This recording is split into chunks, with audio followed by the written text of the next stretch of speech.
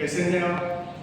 आज हम एक इम्पोर्टेंट टॉपिक डिस्कस करेंगे। आपको पता है 5 जून आने वाला है, स्कूल कॉलेजों में छुट्टियां हो चुकी हैं और उसके अवेयरनेस से रिलेटेड आज हम एक टॉपिक लेके आए हैं एनवायरनमेंट से रिलेटेड गाइस।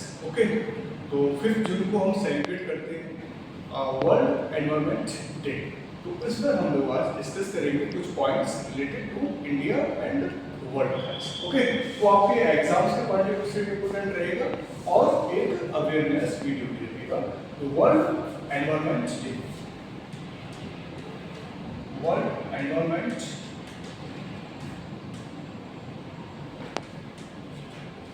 से रिलेटेड हम क्वेश्चन यहाँ पर कर लेंगे। आपको पता है वर्ल्ड एनवायरनमेंट डे 5 जून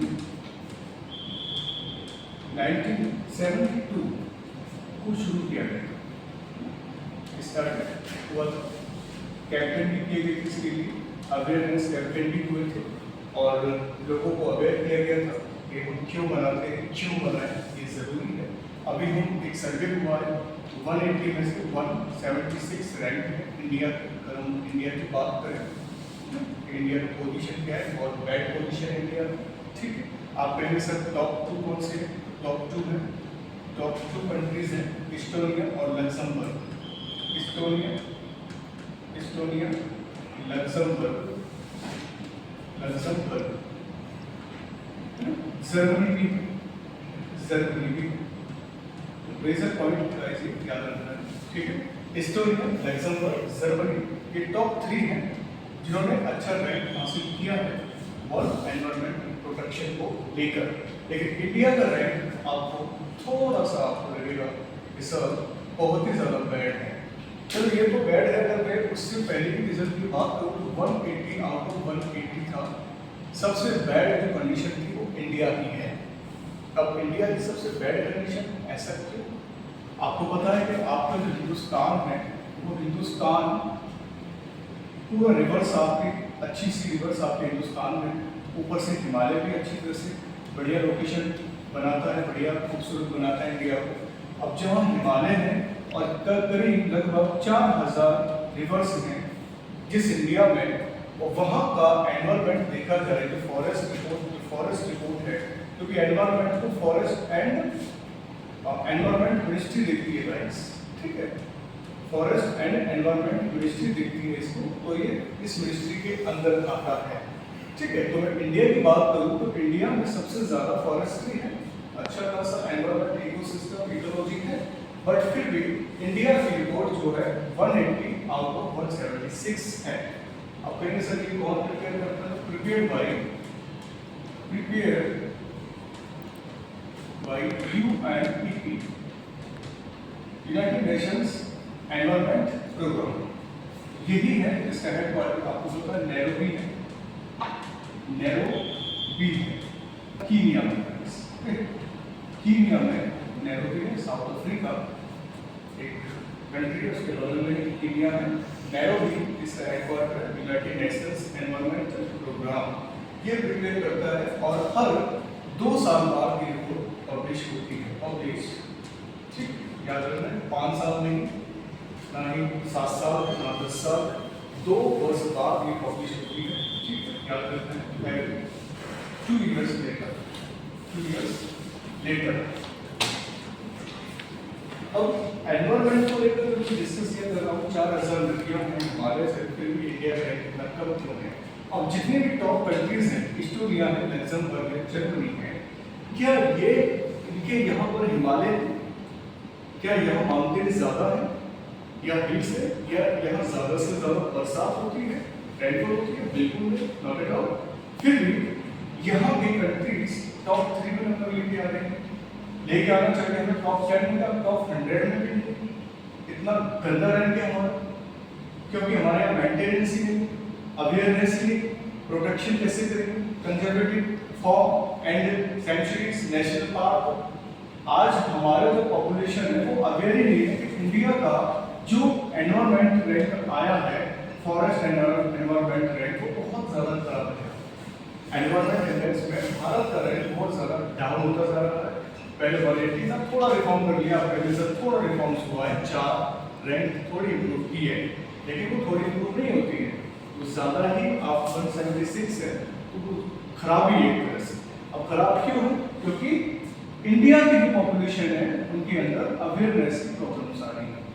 अवेयरनेस है ना, lack of awareness. Number 2, conference and seminar doesn't conduct नहीं होती, कॉन्फ्रेंस सेमिनार कंडक्ट नहीं होती। जो भी सेलिब्रेशन किया जाता है उस पर कोई भी अपने सिनॉप्सिस थीसिस एड्रेस नहीं करते पीपल, ताकि लोगों को पता चला एनवायरनमेंट को कैसे प्रोटेक्ट करना है, फॉरेस्ट की संख्या कैसे बढ़ानी है ना। और जगह जगह हम प्रोपोगेशन तो नहीं करते, ना ही हम सेमिनार कॉन्फ्रेंस करते, ना ही अवेयरनेस का प्रोग्राम चालू करते। और स्कूल कॉलेजों में भी, यहाँ तक स्टूडेंट्स स्कूल कॉलेजों में भी बस एक तरह से किसी पेड़ पौधे को लेकर प्लांटेशन कर देते हैं, एक फोटो अखबार में आ जाता है।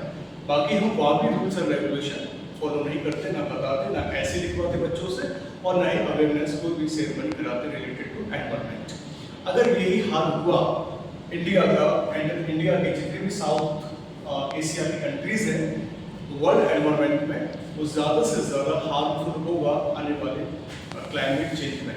क्योंकि अगर जहाँ फॉरेस्ट कम होते जा रहे हैं और जहाँ फॉरेस्ट कंजर्वेशन या फार्म्स या प्रोटेक्शन जो भी हम लोग यहाँ पर गवर्नमेंट ऑफ इंडिया से एक्सपेक्ट करते हैं कि ये काम करें, एनवायरनमेंट को, फॉरेस्ट को बढ़ाएं और इसकी अच्छी रेंट एक तरह से वर्ल्ड लेवल पर हम सिक्योर कर पाएँ, ऐसा पॉसिबल नहीं हो पा रहा है ना।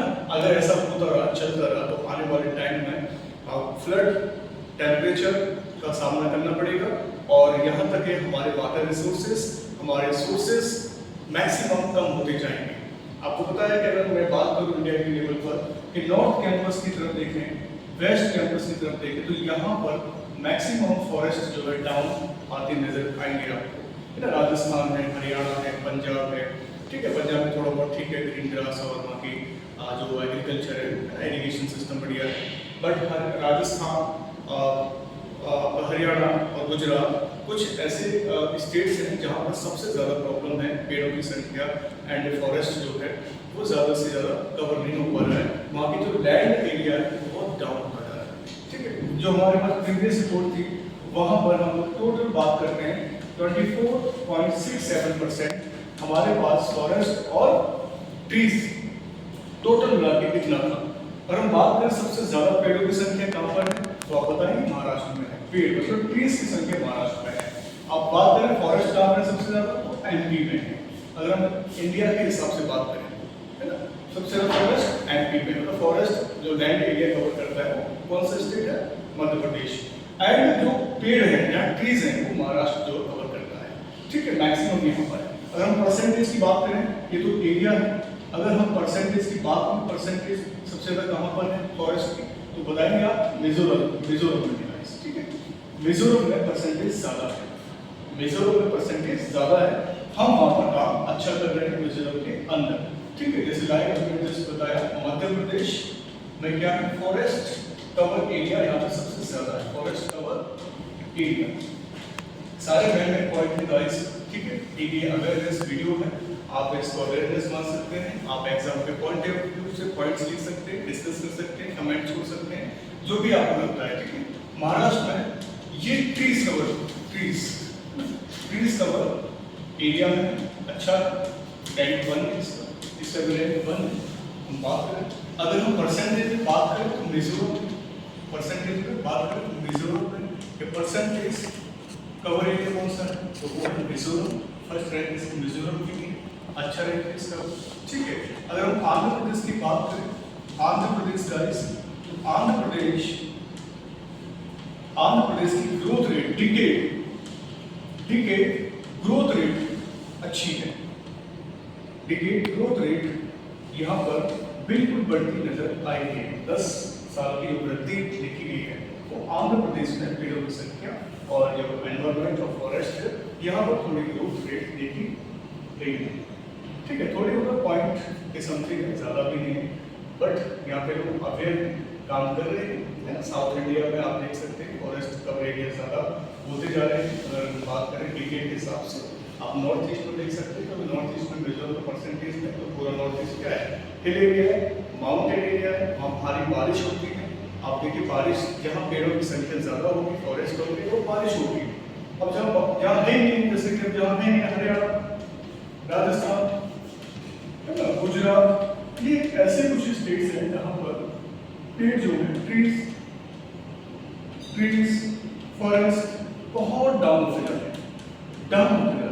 इसलिए इन इलाकों में आप देखिए रेनफॉल कितना मिलेगा, एवरेज भी नहीं रेनफॉल यहाँ। तो ये क्या है, ये कंसेप्ट, ये कंसेप्ट है रिलेटेड टू द हमारी स्टडी से, और हमारी पूरी लाइफ जो है इसी पे डिपेंड है। जितना हम हरा भरा करेंगे, इन चीज़ों को देखेंगे, उतनी हमारे यहाँ पर ऑक्सीजन प्रोड्यूस होगी, हमारे कई सारे प्लांट प्रोड्यूस होंगे, कई सारे वेराइटी आएगी, कई सारे हमारे पास फ्रूट्स होंगे, कई सारे मेडिसिन होंगी, अगर हम इस पर काम करना शुरू कर दें। और काम तभी हो सकता है जब हमारे अंदर अवेयरनेस क्रिएट होगी। वर्ल्ड में अवेयरनेस क्यों हो रही है? यूरोपियन कंट्री में जो भी डे आता है तो बिल्कुल सेलिब्रेट करते हैं, स्कूल कॉलेजों के साथ साथ घर में भी, आपके एनवायरनमेंट में भी अपने फ्रेंडली माहौल बनाते हैं, ताकि कोई भी अवेयरनेस का वीडियो है, कोई भी अवेयरनेस का डे आता है ना, रिलेटेड टू एनवायरनमेंट है, या योगा डे है ना, या पॉल्यूशन वाला है, या हेल्थ वाला है ना, या कॉम्पिटिशन वाला है, तो जितने भी आते हैं वो सब एक इंजॉय के रूप में मनाते हैं, बोरिंग नहीं होते हैं। इंडिया के अंदर के बच्चे सोचते हैं कि यार ये प्रोग्राम है, आज छुट्टी कर लेते हैं, कौन जाएगा, आज तो पढ़ाई होगी नहीं। तो पढ़ाई का मतलब होता है कि आपके कंटेंट है वो क्लियर है कि नहीं, जो आपने न्यूज़पेपर में पढ़ा वो कंटेंट है, वो सिलेबस नहीं है, वो पढ़ाई नहीं है गाइस, है ना। वो आपको अपडेट करना है कि चल क्या रहा है, बिल्कुल गवर्नमेंट कर क्या रही है, हम लोग कर क्या रहे हैं, कि गवर्नमेंट ने पूरा रेस्पॉन्सिबिलिटी ले रखी है पूरी दुनिया की, क्या हमारी कोई लायबिलिटी नहीं है क्या, है ना। आप इंडिया में देख सकते हो, मैंने थोड़ा बहुत लिखा भी दिया है कि हर 2 वर्ष बाद पब्लिश होती है, ministry of forest and environment इसको जो है कवर करती है, पब्लिश करती है 2 वर्ष बाद, और रिपोर्ट तैयार करती है UNEP, United Nations environmental programme, ठीक है। और फर्स्ट बार, पहली बार अगर हम बात करें, मैं बता चुका हूँ 5 जून 1972 को ये मनाना शुरू हुआ था, ताकि लोगों के अंदर भावना आए, पेड़ों की संख्या को मतलब बचा सके, फॉरेस्ट को कवर कर सके। अगर पेड़ पौधे फॉरेस्ट रहेगा तो जीव जंतु पशु पक्षी भी अपनी अच्छी लाइफ जी सकते हैं, या हमारी ह्यूमन लाइफ भी एक मैटर करती है। साथ साथ जितने भी इंसेक्ट हैं, जितने भी पशु पक्षी हैं, जीव जंतु हैं, उनके लिए भी एक इम्पोर्टेंट प्लेस होता है, डेस्टिनेशन होता है, एक इकोसिस्टम बनता है। अगर ये इकोसिस्टम ही खराब हो जाएगा, क्या हम कैपेबल हैं, हमारे अंदर इतनी कैपेसिटी है कि हम आप घरों में पेड़ लगाएं, अपने आसपास के लोगों को भी एक मैसेज पास करें, जो भी आप बर्थडे, हैप्पी बर्थडे, एनिवर्सरी या कोई भी आप सेलिब्रेट करते हैं, है ना, क्या आप उसमें आप प्लांट को आप प्रेफर करेंगे एज ए गिफ्ट? नहीं कर पा रहे हैं, क्यों? क्योंकि वो एक लो कॉस्ट का आता है। आप प्लांट 50 रुपये का ले लीजिए, 30 रुपये का ले लीजिए, 20 रुपये का ले लीजिए, 100 रुपये का ले लीजिए, है ना। उस हिसाब से क्या है, एक गिफ्ट को हम एज ए कंपैरिजन प्राइस के ऊपर ही उसको डिफाइन कर देते हैं, लेकिन वो प्राइस डजंट मैटर, है ना, प्राइस कोई मैटर नहीं करता इस चीज़ में। बस एक प्लांट है, अगर आपने किसी को गिफ्ट किया है, उस प्लांट को लगाइए, वो प्लांट आपको जरूर छाँव भी देगा, है ना, एक अच्छी तरह से आपको एक लाइफ ऑक्सीजन भी देगा, है ना, आपको मेडिसिन भी देगा, आपको फ्रूट्स भी देगा। तो इस अगर विजन से हम लोग प्रोटेक्ट करें अपने देश को, तो मुझे लगता है कि इंडिया की ग्रोथ अच्छी होगी। बार बार हमारा ये रैंक इतना डाउन होता जा रहा है, बट हमारी जो एनवायरमेंट मिनिस्ट्री है, हमारी प्राइम मिनिस्टर मोदी जी हैं, वो खुद मना करती है कि नहीं, ये गलत इंडेक्स आया है, हम इस पर ट्रस्ट नहीं करते, क्योंकि ये अपने हिसाब से डिक्लेयर करते हैं। बाकी देखा जाए इंडिया में हर जगह बढ़िया बारिश होती है, आप देखिए मध्य प्रदेश में देखिए, नॉर्थ ईस्ट देखिए, साउथ में देखिए, है ना, बारिश अच्छी होती है। बट इस बेस पर इन्होंने कहा कि ये रिपोर्ट इतनी है। अब रिपोर्ट इसलिए कहा गया, सॉरी इसलिए कहा गया कि ये सारे जो स्टेट्स इनके अंदर इम्प्रूवमेंट कम देखा जा रहा है, यहाँ पर इम्प्रूवमेंट बिल्कुल ना के बराबर होता जा रहा है। तो इस वजह से क्या है, जो लोगों के अंदर इंटरेस्ट है वो कम नजर होता जा रहा है। वो तो प्रकृति है, नेचर है, तो नेचर कैसे मैनेज कर रही है, नेचर ही मैनेज कर रही है। यहाँ बारिश हो रही है, अब जहाँ रेनफॉल होगा, आपको पता है हैवी रेनफॉल कहाँ होता है, आपको पता है मासिक कम होता है, तो रेनफॉल जहाँ होगा वहाँ ऑटोमेटिक क्या होगा, पेड़ पौधे अपने आप ही आएंगे, ट्रीज आएंगे, है ना, फॉरेस्ट भी आएंगे, ऑटोमेटिक आएंगे। उनको तो ऑटोमेटिक उगना है, वो उगते रहेंगे। अब ये जरूर नहीं आप सरकार कुछ कर रही है या आप लोग कुछ कर रहे हो, वो तो एक नेचर है, नेचर पावर है। पेड़ पौधे अपने आप उड़ के जा रहे हैं आपके घरों छतों पर, आप थोड़े थोड़े निकल आते हैं, वो तो नेचर कर रही है। हम लोग कितने पेड़ लगा रहे हैं, हम लोग कितना काम कर रहे हैं, हम तो पेड़ों को काटते जा रहे हैं, जंगलों को साफ करते जा रहे हैं। क्या यही एक जीवन है कि हम जीवन को खत्म करते जा रहे हैं? हमारी लाइफ जोन खत्म हो जाएगी अगर ये रहेगा तो जीवन है, अगर ये एंड हो गया तो जीवन भी खत्म हो जाएगा। कई सारे डिजास्टर आने लग जाएंगे वर्ल्ड के अंदर और एक डिजास्टर के साथ साथ पूरा वर्ल्ड डिस्ट्रक्टेड हो जाएगा। और आप जानते हो कि आने वाले टाइम में देखिए कितने सारे वायरस, कितने सारे बैक्टीरिया एंटर कर रहे हैं, है ना, कितने सारा टेम्परेचर कहीं और ज़्यादा हो रहा है, टेम्परेचर कहीं डाउन हो रहा है, कहीं फ्लड आ रहे हैं, कहीं कहीं लैंडस्लाइड हो रहा है, आप देखिए कहीं क्लाउड्स फट रहे हैं। सोचिए क्या है, नेचुरल डिजास्टर तो किस तरह से कुछ देश में कुछ अदर कंट्रीज के साथ साथ अपने आप में कंपैरिजन करते हैं कि हम अच्छा कर रहे हैं, वो अच्छा कर रहे हैं। तो ये रिपोर्ट जो प्रिपेयर हो रही है बिल्कुल इसमें कोई भी इंटरफेयर नहीं होता किसी भी चीज़ का। ये भी report international organisation report prepare करता है, वर्ल्ड हेल्थ ऑर्गेनाइजेशन का हो, वर्ल्ड ट्रेड ऑर्गेनाइजेशन का हो, यूएनडीपी का हो या यूएनएससी का हो, यूएनओपी हो, कोई भी रिपोर्ट प्रिपेयर की जाती है वो बिल्कुल रखी जाती है यूएनओपी के डेट में, प्रॉपर तरीके से बनाई जाती है। कोई छेड़छाड़ नहीं होती है, किसी को पैसा दे दिया कि भाई जा इंडिया ग्रेड खराब कर दे, ऐसा नहीं है, कोई प्रोविजन नहीं होता इस तरह का। चलिए छोटा सा वीडियो था एनवायरमेंट से रिलेटेड, मैंने कुछ पॉइंट बताए हैं। ये स्टडी के रूप में भी आप डिस्कस कर सकते हो, अवेयरनेस के रूप में भी इसे देख सकते हो, जैसा आप। नमस्कार, जय हिंद।